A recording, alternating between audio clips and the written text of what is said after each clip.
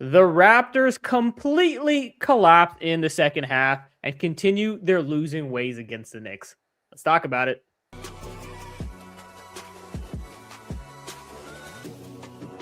This is the Raptors Postcast, your instant game reaction for the Toronto Raptors. Part of the Locked On Podcast Network, your team every day. Welcome to this episode of the Raptors Postcast on the Locked On Podcast Network. Now the #1 podcast network covering your team every day. Coming to you live after the Raptors 119-92 loss against the New York Knicks on YouTube, Apple, Spotify, and the Locked On Podcast feed. I'm Zulfi, Sheikh, credentialed journalist covering the Raptors and the NBA for over 2 years with outlets like Sportsnet and Raptors Public. And now I'm also one of your humble hosts on the Raptors Postcast, breaking down each and every game with you. And with me is our very own Duane Notice, a.k.a. Dino, professional basketball player and analyst. Duane is representing Canada. He's been part of the Raptors system with the 905, and he's still hooping professionally in leagues like this in the NBL. And on tonight's show, we're going to talk about how the Raptors turned what would have been a very big statement win into a very rough loss for them to kind of go over. We'll talk about a third quarter collapse that flipped the script for them, and then we'll get some resident thoughts from our pro in a segment we like to call Take Notice. And then we'll wrap things up by handing out our player of the game. And Duane, I think the best way to sum up this game very much is missed opportunities. The Raptors led this game for what felt like, well, they led it for the first half. They led for most of the third quarter, and they very much let go of the rope against a Knicks team that, one, they're battling with for position in the Eastern Conference. They were tied in terms of games back of first place, but the Knicks had the edge just by percentage by a little bit. The Raptors had lost 10 straight, now 11 straight against the Knicks. And OG Anunoby, by the way, still has not yet lost to the Raptors since joining New York. So those are all behind the scenes things, but it very much felt like an opportunity for the Raptors to continue some very important momentum in this battle in the Eastern Conference, which is with a division rival. And they kind of fell short of the moment in the end. Yeah, they did. It kind of felt like a tough outing for them after a grueling West Coast road trip, and that happens sometimes as a player, man. You're coming off the time zone change, the travel, so they had to adjust, right? Being at home, playing at a little earlier time. The Knicks did have a back-to-back though, They came out early. I mean, I just watched the UFC 324. I saw Paddy the Baddy versus Justin, and when it comes to mixed martial arts, a great fight. You can't come out all wild and exert too much energy because you won't be able to sustain it, especially during those longer rounds and periods. And I feel like the Raptors came out with such high energy, but then that mental fatigue started to set in. We started seeing them make some type of mistakes that we haven't seen them make before, particularly with the turnovers, a high number of turnovers today. And that's not a recipe for success in any basketball game. And then also, it's a little bit of mental fatigue, but then the physicality behind it with their legs, just not getting into their jump shots, missing from the field. I mean, it was a horrible night. They struggled offensively. So it was tough just coming off the road and trying to prove themselves at home. It was a tough game. And the Knicks, credit to them, man, they grinded it out. They could have laid it down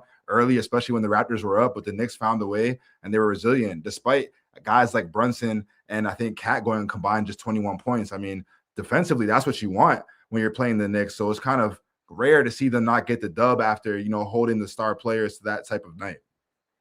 Yeah, Cat and Brunson combined, like you said, 21 points, like 8 of 25 shooting. If you said to anyone coming into this game that is what you held the Knicks star duo to, you feel very comfortable about the Raptors' chance to win this game. And again, there was a lot of things the Raptors were doing well. They led in the first half, like I said. They held the Knicks to, I believe it was like 6 of 20 shooting in the first quarter, it was like 30% or something like that. The Raptors were able to force 10 turnovers in the first half as they kept that lead.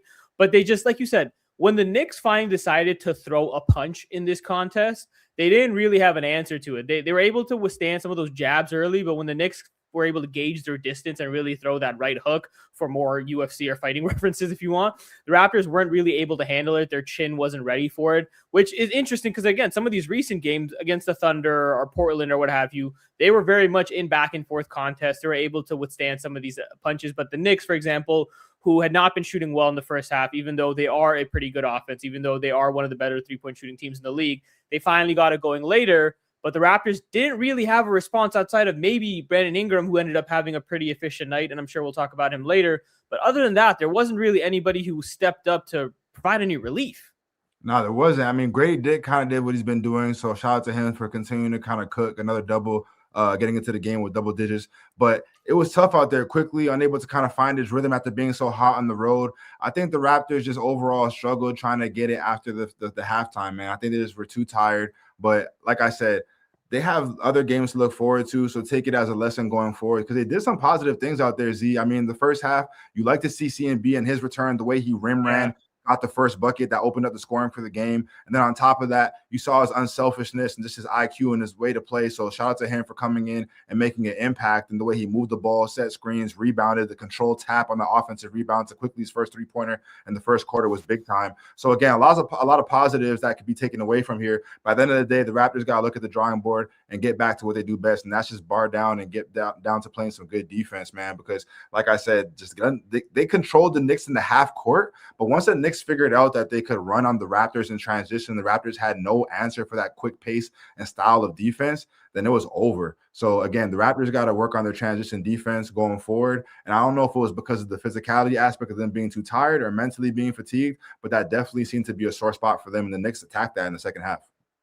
Yeah, I think it's a really good point, Duane. It ended up being 16-16 at fast break points, which seems like, again, an even battle. But for the Raptors, that's a very important source of offense. So if they're not really dominating or winning that battle, it is to the detriment to their team. Like, again, against OKC, they were able to win the fast break battle, which isn't something a lot of teams can do against OKC. So to have it evened out against the Knicks and to do it because you're committing 20 turnovers and letting the Knicks get into the paint, get high volume looks, is something that really hurt the Raptors tonight. They ended up finishing minus 22 in the paint.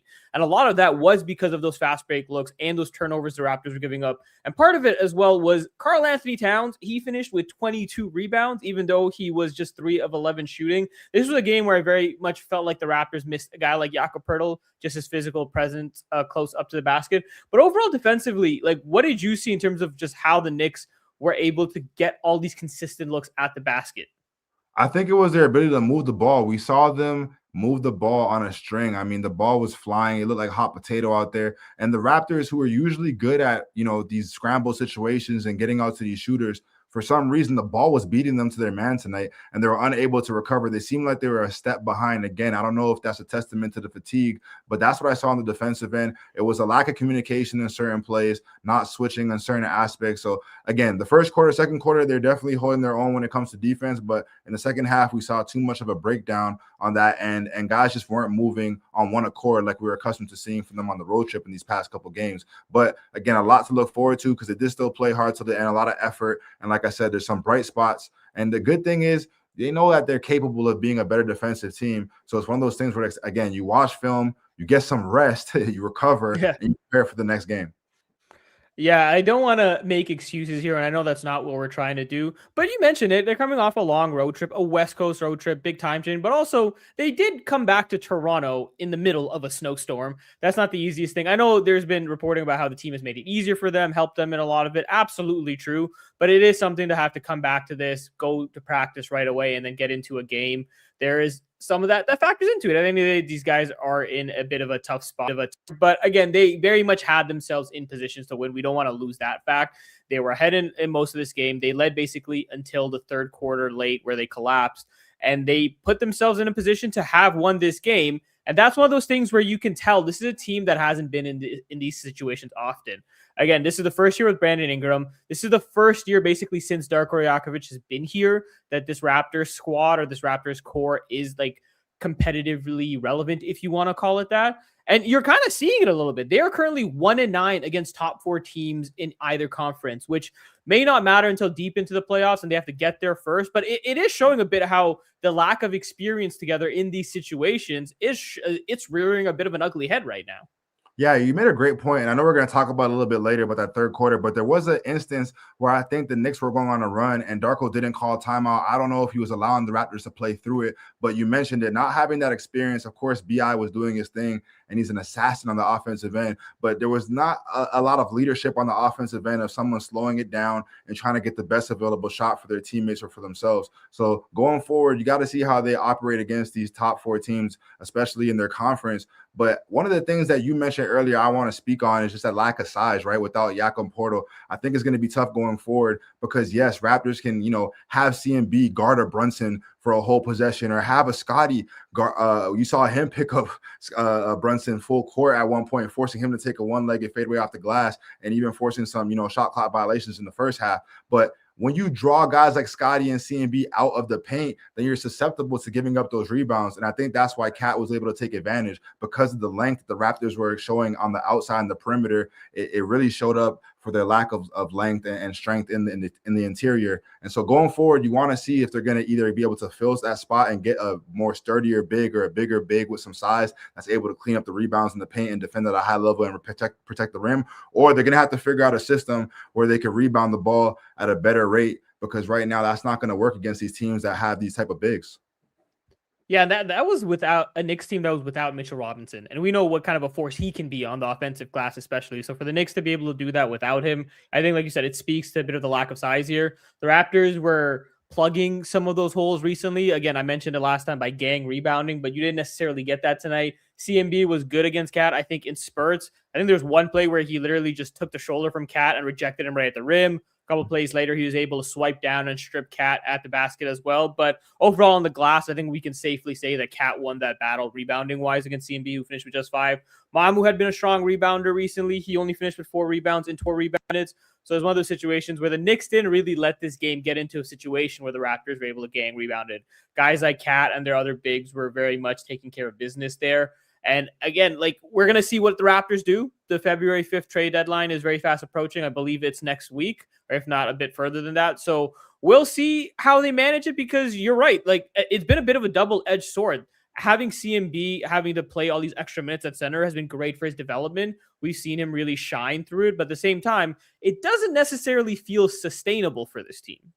Yeah, it doesn't. But again, you like the size advantage in the sense that he could be quicker on the perimeter and guard those smaller guards. But again, it's going to be tough when you got those guys on the interior that are going to be bigger than him, taller than him. And you're going to ask only so much of him. Yes, he was giving that effort, but at the end of the day, Cat is 7 feet and he's huge. So no matter the effort he gives, the size is always going to prevail. So going forward, I'm definitely intrigued to see what the Raptors do about that in that department. But I also think in this game, it's a matter of the X factors, right? So when you talk about the root of subtraction, of course, you have Cat not having the best offensive game, or Brunson, who was feeling under the weather, but no excuses. But it's like, yeah, you want to force, we talked about it with Lou Dort, you want to force other players to step up and beat the scout, but at some point you can't have it be everybody else. It can't be the whole supporting cast, right? It can't be OG, and it can't be Josh Hart, and it can't be Mikal Bridges.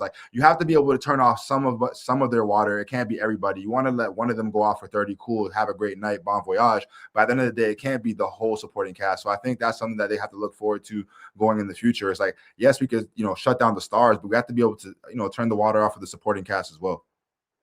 Yeah, that's a very good point. The Raptors, like you said, they were able to shut down the stars, but when the other guys really did get going, and again, that wasn't until the second half, they didn't really adjust to it, to your point. OG Anunoby finishes with 26 points on a very efficient 11 of 18 shooting. Mikal Bridges, 30 points on 12 of 15 shooting. That is as efficient as it gets. He got hot in the third quarter, especially with that big run. So like you said, the Raptors had a game plan coming in. They were executing it, but when it came time to adjusting and figuring out how to maybe defend a little differently, they didn't have that answer in place. And that, again, that speaks to a bit of the experience. That speaks to them being back at home after a while and maybe not being ready for the moment and getting punched in the mouth. Yeah, it does, but it also speaks to the Knicks' depth, and that's what you have to look forward to when you're playing these type of teams, especially when it comes to the playoffs. So you got to be able to have the depth and to match that with the layers of offense that they have, to the point where they have reinforcements if a guy like Brunson is struggling from the field, or a guy like Cat is settling or not, being aggressive in this game. But shout out to the Raptors for trying to prevail through it all. By the end of the day, they have to key in on that going forward. You can't have a guy like Josh Hart affect the game like that. It's like a guy like Draymond Green, who's an all-service purpose guy, but then just scoring 22 points is just too much. And especially with the efficiency he was doing it at, he was too comfortable out there just getting to his spots in the second half, and he literally dictated how the game went, just being everywhere on offense and defense. So they have to find a way to minimize guys like that. And like you said, Mikal Bridges, at some point you got to realize he's hunting that three-point shot, and there's not much you can do inside of the interior. So for the Raptors, they have to be able to adjust and move on the fly, right? So when they see guys that are, beating the scout, they have to, look to each other and see how there's going to be other options to kind of shut those guys down. Yeah, I think it's a very good point, Duane. All right, it is time for us to get to our turning point of the game. Time to reveal where the game was won or lost. It's the turning point. We've been alluding to it pretty much throughout this episode since we've started, but it really was the third quarter where the Raptors pretty much, I'll go as far as to say it was pretty much a full-blown collapse in the third quarter. The Raptors were leading by 11 points, and the Knicks flipped that into a 11-point deficit into a 12-point lead. After their first lead of the game didn't come until the 2:59 mark of the third quarter. How did the Knicks do that? Well, they outscored the Raptors 35-19 in the quarter, and they ended the third on a 27-4 run. Now, I think a couple things that I really want to point out in that run is, one, the Raptors committed 8 turnovers. Big part of it that I didn't love was that it wasn't on a lot of insane plays by the Knicks defensively. They were reading the passing lanes pretty well, but the Raptors were stopping short on some of their drives, trying to force passes back out after killing the dribble. A lot of lazy entry passes into situations, I felt like. And another big part of it, Jalen Brunson sat the last 4 minutes roughly of the quarter with 4 fouls, and the Knicks won those minutes 12-2. I just feel like that can't happen in a game where you're already seeing the momentum slip away, that one of their best players leaves the game. I know he wasn't having the strongest night, but it's one of those momentum building things, right? If you're a team that's looking to really put away a competitor, that's a great situation for it to happen. Their star guard leaves the game. You can basically run the score up and put it to bed right there. But instead, the Knicks flip the script when a guy like Tyler Kolek comes in. He carves you up, puts up 4 assists. He finishes with 10 on the night and basically steals all the momentum there. Yeah, and unfortunately, that's human nature, Z. Sometimes that happens. You tend to take the foot off the pedal or off the gas whenever you're up large. But also, I feel like as a basketball player, sometimes when you see that best player go out, whether it's an injury, whether it's them just subbing out, or whether them just being in foul trouble, you kind of take your foot off the gas and you become relieved. And I think that's what they did there. Seeing Brunson come out the game, they were supposed to go on another run and kind of keep the game within balance, but instead they allowed the other Knicks players to get off. So again, it's a credit to the Knicks players for stepping up and doing that next man mentality that we've been speaking about with the Raptors. But you mentioned it, the defense just has to get better. They have to be more vocal and they have to be more in tune if they want to go forward at a high level. But that third quarter, it's kind of like it reddened the whole rest of the game. It kind of like it was over from there. It was hard. That collapse was too much to come back from. And I think that they started making threes. And again, we didn't talk about it and it seems like a broken record, but the Raptors haven't been making threes at a high level. But when you're not shooting well from the field, but also not making 3-pointers, but then you're giving up so many threes, especially in the third quarter, I think that's what really opened it up for the Knicks because they were moving the ball. They had, the paint drives. They kicked it out. They found the shooters. They were even making some shots in transition, second chance opportunities. It was just too much. It felt like one after the other, things just couldn't go right for the Raptors. And it all kind of started in that pivotal moment of the third quarter. So again, you want to be able to clean up that stuff. We talked about how the Raptors were good at closing quarters, but I feel like in this game, they went away from doing that. Yeah, absolutely. Again, if you're giving up a 27-4 run to close, it's very much getting punched in the mouth. And they went away from what their strength was. Like we talked about all throughout the road trip. It's leaning on what you're good at. You're not going to beat OKC by outdueling them offensively. It's your defense has to be your strength and the point you lean upon. And that's what they did. In this third quarter specifically, the Knicks shot 10 of 13 in the paint. Like they were 14 of 25 from the field. So the Knicks made a couple shots outside. They were hitting more threes than they had the first half, but they were just carving you up by getting really close to the basket. Alternatively, the Raptors offensively were 7 of 15. That's just under 50%. That's modestly okay. And that's what you expect from this Raptors. But when your defense is letting them score 10 of 13 right at the basket, when you are giving up 8 turnovers the other way, you're making their job that much easier, which this Raptors team just cannot do given how their offense has these spurts where they go up and down. In the second quarter, they had like a 6-minute spell where they could barely score. Obviously, to end the third, they just score 4 points. When you know your offense is susceptible to these droughts, you really, really have to rely on your defense to carry you, like you said, to close those quarters strong. And they just very much didn't have that tonight. Yeah, and in the second half, it kind of felt like they played a different style of brand of basketball and offense. They were trying to hunt the matchup. You saw how many times they were trying to seek out Karl Anthony Towns for the high ball screen, which is all fine and dandy, yes. But then I felt like in today's game, especially in the second half, it was a lot of dribbles. It was a lot of isolation buckets. You saw Brandon Ingram make a lot of tough buckets in that third quarter to kind of keep the Raptors within striking distance. But again, it felt like a lot of ISO work, a lot of get into your bag work. The ball wasn't popping and moving as much as we've seen it before. Even when you look at the assist column for the end of the game, it wasn't usually what the Raptors are typical of doing, especially on that road trip. So again, the style of brand of offense, they got to get back to sharing the ball at a high level, moving it, making quick decisions. You spoke about them picking up the dribble early, and I think that was some of the problems that, happened for their turnovers. Going towards the basket, we saw quickly kind of pick up his dribble, try to kick it out, and it got stolen. That happened too many times because they were getting too deep into the paint without any direction or intention of what they were trying to do. It's like they were just dribbling just to dribble. So again, they got to get back to that 0.5 style of basketball of being decisive and moving the rock. If it's not there, it's not there. But again, those isolation buckets seemed like it was all the Raptors had in their bag today for some reason on offense. But if they can get back to moving the ball and running at a high level, then of course their offense won't be as susceptible to how the Knicks are playing defense today. Yeah, it's interesting. They finished with 20 assists on 30 made field goals. And if you look at earlier in the game, I think their first 3 buckets of the game were assisted. In the first quarter, 6 out of their 8 buckets were assisted. They were doing it early, but clearly something shifted as the game went on. From a player's perspective, do you think that was more of the Knicks adjusting and doing something different defensively, or it was more of the Raptors just kind of, I don't want to just simplify to a lack of effort or execution, but kind of went away from the game plan there?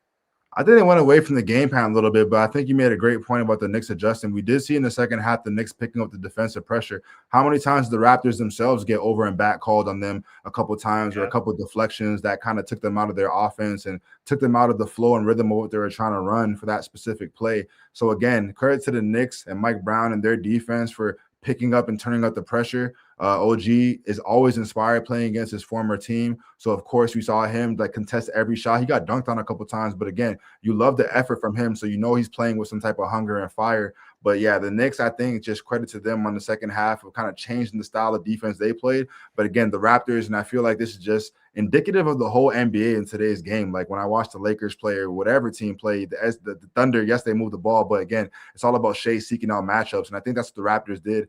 And they relied on it a little bit too much. Again, you want to go at guys, we call them elephants, mouse in the house, or mismatches. And that's what Cat is. He's not the best defender on the perimeter. Of course, you want to put him in a high ball screen, but that can't be the offense every single time. You can't just go isolation on the block or on the elbow against a guy like OG. That's what they live for. And the Knicks were able to plug up those holes on defense and force the Raptors into making some uncharacteristic turnovers. Like we said, the over the backs, the throwing it straight to the other team. Like it was kind of tough to watch out there, but I just credit it again to the being tired and lack of focus and hoping that it's not something that's going to be embedded in their culture or in their identity going forward. Yeah, we're definitely going to need to see if they're able to bounce back and shake off this loss. But all right, coming up, Duane and I are going to dive into how the Raptors were able to find some scoring through a rough shooting night, which has been a continued trend for them of late in our Take Notice segment. And then we're also going to hand out our player of the game as we continue this episode of the Raptors Postcast. All right, this episode is brought to you by FanDuel. Fridays already feel different during basketball season, and FanDuel is making them even better. Every Friday night before the games tip off, FanDuel gives fans a new way to kick off the weekend with NBA Happy Hour. The NBA Happy Hour is your official pregame. It's a limited time window where special offers drop right inside the FanDuel app before the action starts. Fridays from 6 to 7:30 Eastern have become appointment viewing with NBA Happy Hour. So opening the FanDuel app always brings something new, whether that's boosts, bonuses, and surprises. This Friday, the Raptors will be taking on the Magic. It should be a pretty fun matchup between Paolo Banchero and the Magic against Scotty Barnes and the Raptors, 2 stars, ascending stars in the NBA. So make sure you check out the FanDuel app for any cool bonuses there. And the timing is always perfect because it's right before games and right before the weekend starts. It adds extra energy to Friday night basketball without overthinking it. So before tip-off, check the FanDuel app and see what's dropping during NBA Happy Hour every Friday from 6 to 7:30 p.m. A little basketball, a little action, and a whole lot of Friday energy. That's NBA Happy Hour, only on FanDuel, the official sportsbook of the NBA. This episode's also brought to you by Quo, the new year, new systems. This is the time when a lot of us look at the messier parts of how our business is run and think there has to be a better way. And there is. Streamlining your communications is one of the easiest upgrades you can make. That's why today's episode is brought to you by Quo, which is spelled Quo, the smarter way to run your business communications. Because when your team is reachable, organized, and communicating one place, you're not just working cleaner, you're creating more opportunities to connect with customers. And I love how simple Quo can make things. Your whole team can call and text from one shared business number, so nothing gets missed. And every conversation is threaded right with your phone or computer, which makes things faster and more personal and with your team. And Quo's smart AI tools automatically logs calls, summarizes conversations, and highlights next steps, so no details slip through the cracks. which is why it's no surprise Quo is the #1 rated business phone system on G2, trusted by more than 90,000 businesses, from solo operators to growing teams. So make this the year where no opportunity and no customer slips away. Try Quo for free, plus get 20% off your first 6 months when you go to quo.com/lockedonnba. That's QUO.com/lockedonnba. Quo, where there's no missed calls and no missed customers. Finally, this episode is brought to you by ZocDoc. Guys, it's 2026, and the days of waiting for something to become a full-blown emergency before you see a doctor, yeah, those are over, because there's no more walking it off for 6 months, no more pretending that weird shoulder stiffness you have is just sleeping wrong. It's time to take your health seriously, and ZocDoc makes that easier than ever, because staying healthy is more important than just hitting the gym or eating right. It's about actually getting things checked out when they feel off. So using ZocDoc makes scheduling that much easier. You can search for in-network doctors and book right in the app, where real appointment times are listed, including same-day visits, and there's no back-and-forth phone calls or waiting weeks to be seen. The app is quick, clean, and honestly removes all the stress of finding the right doctor. You can compare providers using real patient reviews, which is great for someone like me who struggles to find the right doctor that fits my lifestyle and needs. And most importantly, it makes keeping your health a priority that much simpler, and helps you stay on top of it before it becomes a bigger problem. So stop putting off your doctor's appointments and get the care you need. Go to ZocDoc.com/lockedonnba to find and instantly book a top-rated doctor today. That's ZocDoc.com/lockedonnba, ZocDoc.com/lockedonnba. All right, as we continue this episode of the Raptors Postcast, be sure to check out Sean Woodley with Locked On Raptors in the morning to get more in-depth analysis of the 119-92 loss to the Knicks. All right, now we're going to head back to Duane to get our take notice observations from our resident pro. Duane, let us know what you saw from this game and what appears to be a bit of a silver lining for the Raptors lately. Yeah, a bit of a silver lining. Today's take notice segment, before I get started, I have a question, Z. Do you like free things? Absolutely, I do. I love free things. The Raptors had free throws, man. Free things coming at a high level today. The Raptors didn't have the best game behind the arc, and kind of sounds familiar, like a broken record. We spoke about it, just shooting 27% from the three-point line. And to make matters worse, they also struggled from the field overall. But the one bright spot that kind of kept them in the majority of the game was them getting to the charity strike, and they went 25 for 29. So it showed their continued aggression, but at the same time, it also showed that they were efficient. And honestly, it was their lifeline out there throughout the game, outside of Brandon Ingram's, offensive outpour in that third quarter and actually throughout the game. But getting to the free throw line was the one bright spot that held them together and kept them close. And I think that is something that they can continue to work on, because, again, they're not going to be the best high volume or most efficient shooting team from the three-point line. So attacking the basket, especially with guys like Scotty, Brandon Ingram, etc., getting into the paint, just ensures that these guys are not shying away from the paint area. It's more efficient offense. It stops the clock. Guys like RJ going downhill, putting pressure on the referees and on the defense, I think is a smart move. So again, the Raptors getting to the free throw line was something that was impressive tonight, because they shot it at a high level and they shot a high volume of it. And you want to look to see that happening, continuing in the future if they want to be successful. Just sneaking these points at the free throw line, because they're free, man. You can't miss them. They're free. Yeah, I will gladly take free things if people want to give them to us. I will never say no to that. But look, I think you raised a really good point. It was something that you saw. It was divvied up pretty evenly amongst the team as well. Brandon Ingram, 6 for 6 from the free throw line. Scotty Barnes, 4 of 5. CMB, 2 of 4. And then RJ Barrett, 7 of 8, which for him was good because he had a pretty rough shooting night, 3 of 13 from the floor. So to find some freebies at the basket to help himself, I think was really important. It was tough to see Emmanuel quickly without any free throws. I felt like that was something that had actually been very positive for him recently, especially throughout that really hot stretch for him. Eastern Conference Player of the Week, by the way. He was just named. So to see him get to the line, I think was a big part of his game. And then you got a guy like Grady Dick off the bench, 6 of 6 from the free throw line as well. Again, we talked about it. The Raptors cannot rely on themselves having a strong shooting night. Honestly, most nights, especially from downtown. 3-point shooting is not a strength for them, especially if a guy like Quickly or Brandon Ingram aren't hitting threes consistently. So to be able to find ways to get to the basket, I think, or get easy points, is something this Raptors team is going to need to do. I felt like it was a bit of a double-edged sword of the physicality tonight, almost against the Knicks, because the Knicks were out physicaling the Raptors, and you saw how it hurt them with stuff inside the paint on the glass. But then the Knicks were like basically saying, we'll give up a couple free throws to the Raptors to make it happen. And I kind of felt like that was part of it. But also, I'll give the Raptors their credit for getting to the line, too.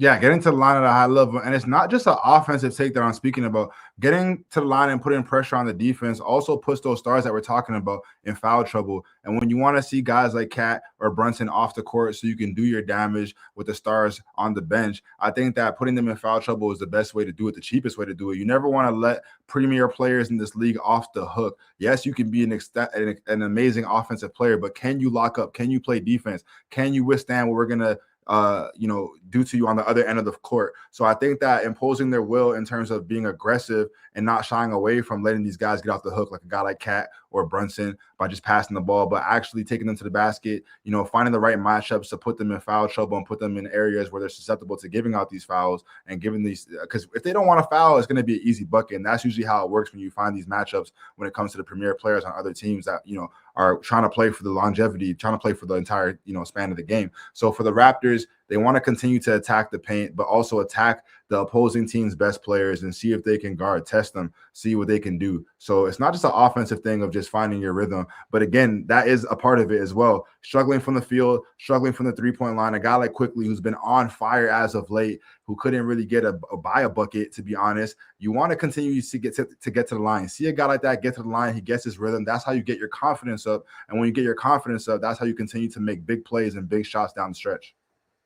Yeah, I think that's a very good point about bringing up the other side of it. Again, the Raptors kind of did their job with that. Again, holding Brunson to 4 fouls, having him sit out the last 4 minutes of the third quarter. It's just you have to capitalize on that, right? And for them not to be able to do it was a bit of a missed opportunity. But again, a lot of this game was a missed opportunity. It's a learning lesson for the Raptors. But one Raptor that was playing really well was Ingram, and I know I'm spoiling it here a bit, but let's talk about our player of the game. This is the Locked On Player of the Game. All right, Duane, I feel like Brandon Ingram is going to be my answer to this, but I'll mention a couple other guys who had decent games. Again, Grady Dick, 11 points. He was 2 of 7 from the field, but we talked about it. 6 of 6 from the free throw line, so being physical. I thought his activity off the ball was great still. He's relocating very well recently and really staying active with his feet. RJ Barrett, again, 14 points, 8 rebounds, 3 assists, even though he had a tough shooting night. Scotty Barnes, another double-double, 17 points, 10 rebounds. He still had 5 assists as well. 5 turnovers too, so again, not the greatest night for him, even though he had the double-double. For Brandon Ingram, it wasn't just the fact that he had 27 points on 10 of 16 shooting, and then he also had 3 steals. I thought for me personally, when he was making baskets, it was incredibly timely, and that was just what the Raptors needed to stay afloat ultimately. It was in the second quarter, again, I mentioned earlier, there was a 6-minute spell where they just hadn't scored. It was Brandon Ingram muscling his way to the basket and getting a layup to fall that cut that drought. You fast forward to the third quarter when this run is happening for the Knicks. He makes a basket and then would have had a second basket with the Dirk-like fadeaway, but Mark Davis and that officiating crew called it an offensive foul, which I'm not so sure about that. That looked like very classic Dirk, and I see you're agreeing with me, Duane. And I'm not trying to blame it on that, but the Knicks did outscore the Raptors 18-2 from there. So I felt like Brandon Ingram was very much getting into a rhythm where he was trying to will the Raptors back into it. But obviously, at the end of the day, all for naught. But I still wanted to give Brandon Ingram his flowers for that. Yeah, he definitely deserves his flowers. I'm glad you brought it up, Z, because last game, especially as a hooper, he didn't really have his best game. We spoke about him not really having his legs under him after having that extended period on the bench, a couple short jump shots. So for him, it felt like he was due for one. So coming to the 6, he had a great showing tonight. I mean, B.I. was cooking in the kitchen. The one-legged runner at the left elbow was, amazing. He had a plethora of bag work shots, the bounce out midi, smooth, just the way he's able to fade away from his defenders and rise over top at being 6'8". It's like he doesn't even see you. And then that just transition to his patience. I mean, he was in transition. He went tween to the left in and out, pick up, rise over the top. I said, Jesus, guys, just out here making a masterpiece of his defender. The spin movement to the fade at the free throw line, it was just so pure. Watching him score is just beautiful. It's just beautiful basketball. There's not anybody who can stay in front of him in this league when he gets into that mode, into that mindset of being aggressive. And I think that, 10 points in the third quarter, he really was one of the catalysts for why the Raptors were even still in the game. And like you said, it's not the fact that he's able to get it as a 3-level scorer from the 3-point line, getting to the free throw line, the mid-range that is so effective at. That's a big part of his game, but also getting to the basket. He looks thin, but he's definitely wiry and strong. He's not afraid to get in there and mix it up with anybody, pump fakes, and try and get to the the basket and lay it up at a high level or finish at a high level. But I just loved his activity today on the offensive end. And you want to hope that this helps his rhythm going forward. Because like I said, the last few games was kind of a tough outing for him shooting it from the field. So for him to kind of build on this would be big time for the Raptors going forward. And like you said, man, I just love the fact that it's not just how he scores, but it's when he scores, the timely buckets. It kind of reminds me of some of my favorite comedians out there, Eddie Murphy, the comedic timing in movies. The way he's able to drop line deliveries is superb, and that's just Brandon Ingram's game. Whenever you need him to drop a joke or a bucket, it's the right time, the perfect time, and you call on him and he gets it done, and he does it at a high level. So we want to see him continue to do that and be efficient while he's doing it. Yeah, I'm glad you brought that up at the end of like when you call upon him, he delivers, which I think Brandon Ingram for the most part definitely has. But I'm curious from your perspective as like a player who has probably played with a lot of teammates that have gotten hot on a certain night or have a certain role in terms of scoring, or even yourself.